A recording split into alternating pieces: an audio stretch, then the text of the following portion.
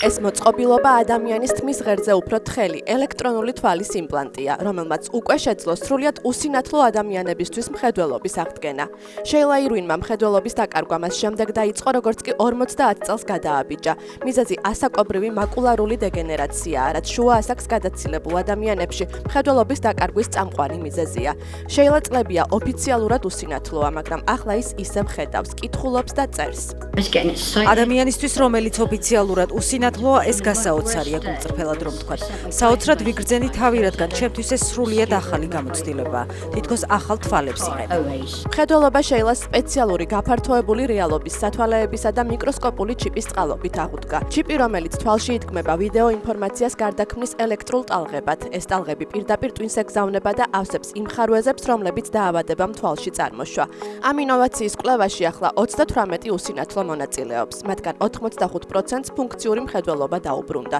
ჩიპი კომპანია Prima Device-მა შექმნა. ისინი იმედოვნებენ, რომ გამოგონება ფართოდ დაინერგება.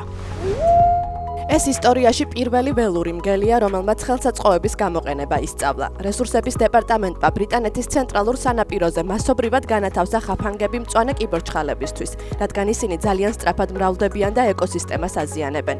თუმცა მეთოდმა არ გაამართლა, ხაფანგები უმეტესად დაზიანებული ხვდებოდათ.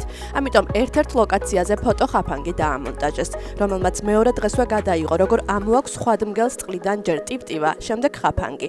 აზიანებს ბადას და კიბორჩხალებს მიირთმევს. ამგვარი ქცევა მგლებს აქამდე არასდროს გამოუვლენიათ. მეცნიერები თვლიან, რომ ეს შესწავლილი ქცევითი პატერნია. სავარაუდოდ ისინი გვითვალთვალებდნენ და დაიმახსოვრეს, როგორ ვამონტაჟებდით ამ ხაფანგებს. ეს ვარაუდია, მეცნიერები დარწმუნებული არ არიან, როგორ დაიწყეს მგლებმა თევზაობა, ამიტომ ახლა ცდილობენ, მათი ადგილობრივი პოპულაცია დაკვირვებით შეისწავლონ. რენესანსის ეპოქის ნახატი, რომელიც ავტოფარეხში სამუშაო მაგიდის ქვეშ იპოვეს, აუქციონზე 685,000 ფუნტად გაიყიდა. აუქციონი 15 წუთი გრძელდებოდა.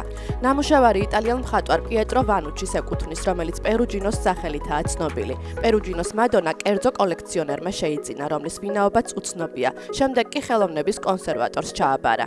პერუჯინო იტალიაში გავლენიანი მხატვარი იყო. მას რომში ვატიკანის სასახლეში სიქსტის კაპელის კედლებიც აქვს მოხატული და იყო რენესანსის ერთ-ერთი ყველაზე გამორჩეული მხატვრის, რაფაელის მასწავლებელი.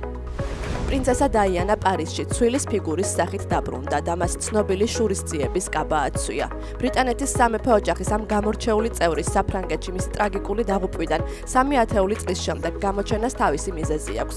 მუზეუმის ადმინისტრაცია ამბობს, რომ გრევინის მუზეუმის დირექტორი ლონდონში, მადამ ტიუსოს მუზეუმში დაიანას ქანდაკებით იმედგაცრუებული დარჩა, რამაც მას საკუთარი ვერსიის შეკვეთა აიძულა. ეს ლეგენდარული შავი კაბა კი დაიანამ მაშინ ჩაიცვა, როცა ახლანდელმა მეფემ, მაშინდელმა პრინცმა ჩარლზმა ტელევიზიით საჯაროდ აღიარა, რომ ის დაიანას ახლანდელ დედოფალ კამილასთან ღალატობდა. მაშინ მთელი მსოფლიო ელოდა რას იზამდა დაიანა. ეს კაბა მისი გათავისუფლების სიმბოლოა, რადგან სამეფო ოჯახში შავი მხოლოდ დაკრძალვებზე აცვიათ. თანაც პრინცესა ასეთ სექსუალურ კაბაში ეს ხშირად არ ხდება. მან გადაწყვიტა, რომ ჩაეცვა მაღალქუსლიანი ლუბუდენის ფეხსაცმელები და ასე წასულიყო სერპენტინის გალერეაში, სადაც მას შეამჩნევდნენ და ფოტოებს გადაუღებდნენ.